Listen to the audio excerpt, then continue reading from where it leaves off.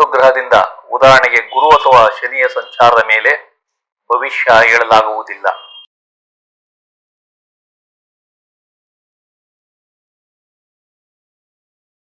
ಆತ್ಮೀಯರೇ, ತಮಗೆಲ್ಲ astro secret by Shiva ಚಾನಲ್ಗೆ ಆತ್ಮೀಯ ಸ್ವಾಗತ.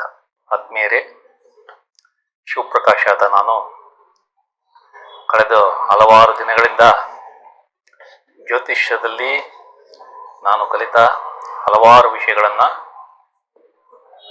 ವಿಡಿಯೋ ಸರಣಿಗಳ ಮೂಲಕ ತಮ್ಮ ಮುಂದೆ ಪ್ರಸ್ತುತಪಡಿಸಿದ್ದೇನೆ. ತಾವು ಈ ವಿಡಿಯೋಗಳನ್ನು ನೋಡಿ ಉಪಯೋಗ ಪಡೆದುಕೊಂಡಿದ್ದೀರಿ ಎಂದು ನಾನು ನಂಬಿದ್ದೇನೆ. ಈ ದಿನ ಮಾರ್ಚ್ 1ರಿಂದ 15ರವರೆಗೆ 12 ರಾಶಿಗಳ ಭವಿಷ್ಯಗಳನ್ನು ತಮ್ಮ ಮುಂದೆ ಪ್ರಸ್ತುತಪಡಿಸುತ್ತಿದ್ದೇನೆ. ಮೊದಲು ಈ ಸೂಚನೆಗಳನ್ನು ತಾವು ಪರಿಶೀಲಿಸಿ. ರಾಶಿ ಚಕ್ರದಲ್ಲಿ ನವಗ್ರಹಗಳ ಸಂಚಾರದ ಮೇಲೆ ಪ್ರತಿಯೊಂದು ಲಗ್ನ ಅಥವಾ ರಾಶಿಗೆ ಈ ಕೆಳಕಂಡ ಭವಿಷ್ಯ ಕೊಡಲಾಗಿದೆ. ಒಂದು ಗ್ರಹದಿಂದ, ಉದಾಹರಣೆಗೆ ಗುರು ಅಥವಾ ಶನಿಯ ಸಂಚಾರದ ಮೇಲೆ ಭವಿಷ್ಯ ಹೇಳಲಾಗುವುದಿಲ್ಲ. ಪ್ರತಿಯೊಂದು ಗ್ರಹವು ನಮ್ಮ ಭವಿಷ್ಯಕ್ಕೆ ತನ್ನದೇ ಆದ ಕೊಡುಗೆ ನೀಡುತ್ತದೆ. ಪ್ರತಿಯೊಂದು ಗ್ರಹವು ಶುಭ ಮತ್ತು ಅಶುಭ ಎನ್ನುವುದು ಅವುಗಳು ಯಾವ ನಕ್ಷತ್ರದಲ್ಲಿ ಸಂಚಾರ ಮಾಡುತ್ತವೆ ಎಂಬುದರ ಮೇಲೆ ನಿರ್ಧಾರವಾಗುತ್ತದೆ. ಚಂದ್ರನ ಸಂಚಾರ ಒಂದು ಭಾವದಿಂದ ಇನ್ನೊಂದು ಭಾವಕ್ಕೆ 2 ಕಾಲರಿಂದ 2.5 ದಿನದಲ್ಲಿಯೇ ಆಗುವುದರಿಂದ ಆ ಗ್ರಹವನ್ನು ಇಲ್ಲಿ ಉಪಯೋಗ ಮಾಡಿಲ್ಲ.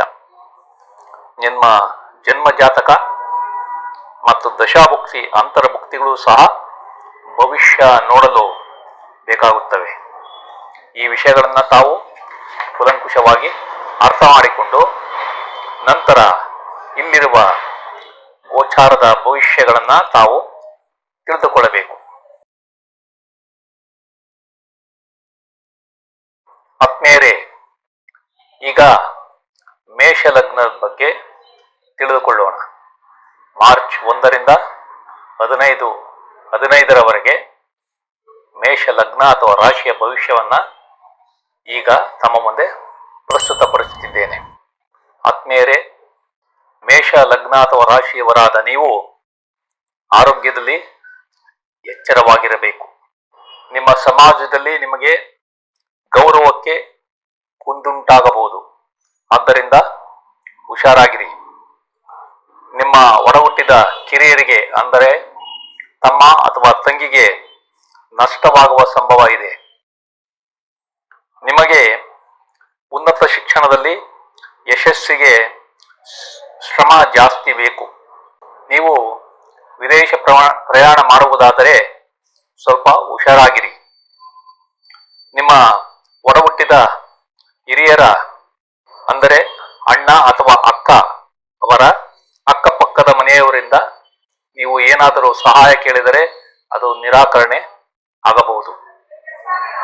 ನಿಮ್ಮ ಕೆಲಸದಲ್ಲಿ ಯಶಸ್ಸು ಅಥವಾ ವರ್ಗಾವಣೆ ಬಯಸಿದರೆ ಅದು ನಿಧಾನವಾಗಬಹುದು. ನಿಮಗೆ ದೇವತಾರಾಧನೆ ಮತ್ತು ತೀರ್ಥಯಾತ್ರೆಗಳು ಫಲಪ್ರದವಾಗಿರುತ್ತವೆ. ನಿಮ್ಮ ಮಕ್ಕಳು ಶೇರ್ ಮಾರುಕಟ್ಟೆಯಲ್ಲಿ ವ್ಯವಹರಿಸುತ್ತಿದ್ದರೆ ಮಿಶ್ರ ಫಲ ಅಥವಾ ಲಾಭ ನಿಧಾನವಾಗಿ ಬರುತ್ತದೆ. ನಿಮ್ಮ ಮಕ್ಕಳ ಸ್ಕೂಲ್ ವಿದ್ಯಾಭ್ಯಾಸ ಯಶಸ್ಸು ಕೂಡ ನಿಧಾನವಾಗಿರುತ್ತದೆ. ನಿಮ್ಮ ತಾಯಿಗೆ ಲಾಭ, ಸಂತೋಷ ಮತ್ತು ನೆಮ್ಮದಿ ಕಡಿಮೆ ಆಗಿರುತ್ತದೆ. ಅವರ ಆರೋಗ್ಯದ ಬಗ್ಗೆ ಕಾಳಜಿ ಇರಲಿ. ನಿಮ್ಮ ಮನೆಯಲ್ಲಿ ಶಾಂತ ವಾತಾವರಣ, ವಾಹನ, ಜಮೀನು ಅಥವಾ ತೋಟ ಖರೀದಿ ಮಾಡಲು ಯತ್ನಿಸಿದರೆ ನಿಧಾನವಾಗುತ್ತದೆ. ನಿಮಗೆ ಪಿತ್ರಾರ್ಜಿತ ಆಸ್ತಿ ಲಾಭ ಮತ್ತು ಇನ್ಶೂರೆನ್ಸ್ ಹಣ ಬರಬಹುದು. ನಿಮಗೆ ಕಷ್ಟವಿಲ್ಲದೆ ಅನಿರೀಕ್ಷಿತ ಲಾಭ ಹಾಗೂ ವರದಕ್ಷಿಣೆ ಹಣ ಸಹ ಸಿಗಬಹುದು. ನೀವು ವಿದೇಶದಲ್ಲಿ ಹಣಕಾಸಿನ ವ್ಯವಹಾರದಲ್ಲಿ ತೊಡಗಿದ್ದರೆ ಸ್ವಲ್ಪ ಹುಷಾರಾಗಿ ವ್ಯವಹಾರ ಮಾಡಿ. ನಿಮ್ಮ ಹಣಕಾಸು, ಸಂಪತ್ತು ಮತ್ತು ಕುಟುಂಬ ವೃದ್ಧಿಯಾಗುವುದು. ನಿಮ್ಮ ತಂದೆಯ ಆರೋಗ್ಯ ಸುಧಾರಣೆಯಾಗುವುದು. ನಿಮ್ಮ ಒಡಹುಟ್ಟಿದ ಅಣ್ಣ ಅಥವಾ ಅಕ್ಕರವರು ಮನೆ ಅಥವಾ ವಾಹನ ಖರೀದಿ ಮಾಡಬಹುದು. ನಿಮಗೆ ಹೂಡಿಕೆಗಳಲ್ಲಿ ಯಶಸ್ಸು ಕಡಿಮೆ ಇರುವುದರಿಂದ ಹುಷಾರಾಗಿ ವ್ಯವಹರಿಸಿ. ನೀವು ಸಾಲ ಮರುಪಾವತಿ ಮಾಡಬಹುದು. ನೀವು PhD ಪದವಿಗಾಗಿ ಪ್ರಯತ್ನ ಮಾಡುತ್ತಿದ್ದರೆ ಅದಕ್ಕಾಗಿ ಹೆಚ್ಚಿನ ಶ್ರಮ ಬೇಕಾಗಬಹುದು. ನೀವು ಕುಟುಂಬದಿಂದ ದೂರವಾಗಬಹುದು, ಅಂದರೆ ಬೇರೊಂದು ಸ್ಥಳಕ್ಕೆ ವರ್ಗಾವಣೆ ಆಗಬಹುದು. ನೀವು ನಿಮ್ಮ ಸಂಗಾತಿಯೊಂದಿಗೆ ಕಿರಿಕಿರಿಯಾಗಿ ದೂರ ಅಥವಾ ವಿಚ್ಛೇದನ ಹಂತಕ್ಕೆ ಹೋಗಬಹುದು. ಹುಷಾರಾಗಿರಿ. ನಿಮ್ಮ ತಂದೆಯ ವ್ಯಾಪಾರ ಅಥವಾ ಕೆಲಸದಲ್ಲಿ ತೊಂದರೆ ಬರಬಹುದು. ನಿಮ್ಮ ಒಡಹುಟ್ಟಿದ ಅಣ್ಣ ಅಥವಾ ಅಕ್ಕರವರಿಗೆ ಆರೋಗ್ಯದಲ್ಲಿ ತೊಂದರೆ ಕಾಣಿಸಬಹುದು. ನಿಮಗೆ ವ್ಯಾಪಾರದಲ್ಲಿ ಅಥವಾ ಕಚೇರಿಯಲ್ಲಿ ಬಾಕಿ ಬರಬೇಕಾದ ಹಣ ಬರದಿರಬಹುದು.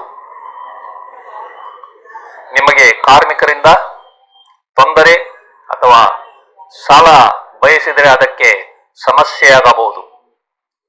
ನಿಮಗೆ ಬಾಡಿಗೆಗೆ ಮನೆ ಕೊಟ್ಟಿದ್ದರೆ ಬಾಡಿಗೆದಾರರಿಂದ ಕಿರಿಕಿರಿ ಆಗಬಹುದು. ಹುಷಾರಾಗಿ ವ್ಯವಹಾರ ಮಾಡಿ. ನಿಮ್ಮ ಮೊದಲ ಮಕ್ಕಳ ಕೆಲಸದಲ್ಲಿ ತೊಂದರೆ ಬರಬಹುದು. ನಿಮ್ಮ ವ್ಯವಹಾರದ ಪಾಲುದಾರರಿಗೆ ನಷ್ಟವಾಗಬಹುದು. ನಿಮಗೆ ಆರಾಮವಿಲ್ಲದಿರಬಹುದು. ಕೆಲಸ ಮಾಡಲು ಹುಮ್ಮಸ್ಸು ಕಡಿಮೆಯಾಗುವುದು. ನಿಮ್ಮ ಧೈರ್ಯಕ್ಕೆ ಕುಂದು ಬಂದು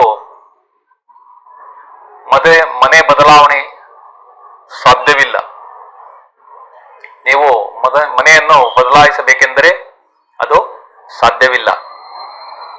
ನೀವು ಯಾವುದಾದರೂ ಪತ್ರಕ್ಕೆ ಸಹಿಗಾಗಿ ಅರ್ಜಿ ಸಲ್ಲಿಸಿದ್ದರೆ ಅಥವಾ ಕಾಯುತ್ತಿದ್ದರೆ ಅದು ವಿಳಂಬವಾಗುವ ಸಂಭವವಿದೆ.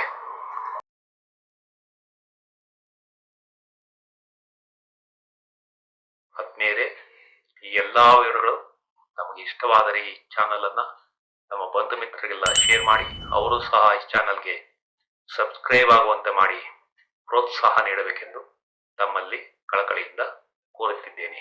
ವಂದನೆಗಳು.